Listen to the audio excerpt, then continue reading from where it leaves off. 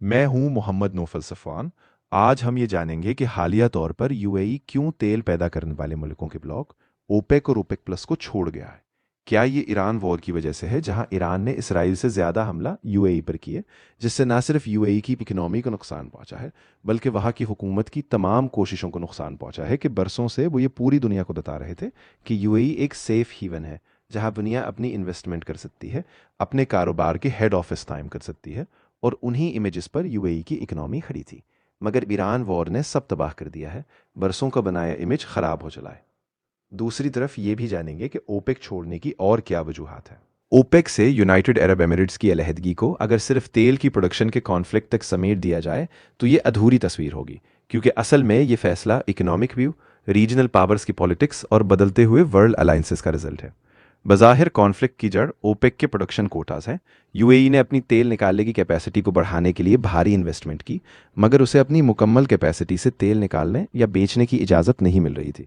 जबकि Saudi Arabia world prices को control में रखने के लिए प्रोडक्शन को खास हद तक रखना चाहता है।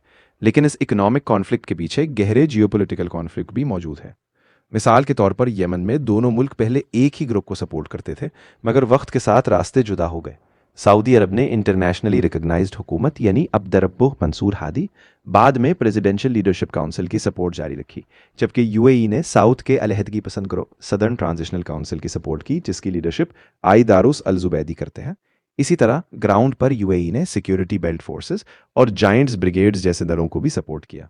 इस झगड़े और टकराव ने दोनों मुल्कों के दरमियान भरोसे को तबाह किया।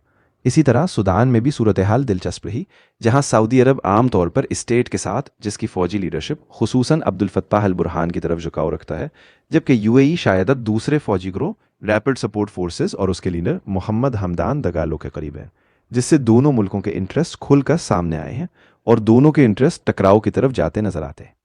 इन रीजनल कॉन्फ्लिक्ट के साथ साथ यूएई की फॉरेन पॉलिसी में एक बड़ी तब्दीली भी देखी जा रही है, जहां उसका झुकाव सिर्फ सऊदी अरब के साथ रहने के बजाय ज़्यादा डाइवर्सिफाइड हो गया है।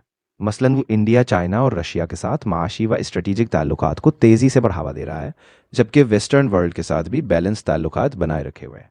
इसका मकसद एक ऐसी इंडिपेंडेंट पॉलिसी अपनाना है जिसमें वो किसी एक पावर या रीजनल ब्लॉक पर भरोसा ना किया जा सके। चुनाचे ओपेक जैसे प्लेटफॉर्म, जहां फैसले कंसेंसस से होते हैं और अक्सर सऊदी अरब असरअंदाज होता है, ये सब अब यूएई के लिए परेशानी बनने लगा है। और उसने महसूस किया कि अपनी इन्वेस्टमेंट के साथ बढ़ती हुई कैपेसिटी और ग्रेटर जियोपॉलिटिकल एम्बिशंस को पूरा करने के लिए उसे ज़्यादा आज़ादाना रास्ता इख्तियार करना होगा। इसीलिए ओपेक और ओपेक प्लस से अलहदगी दरअसल एक सिंबॉलिक कदम भी है, जो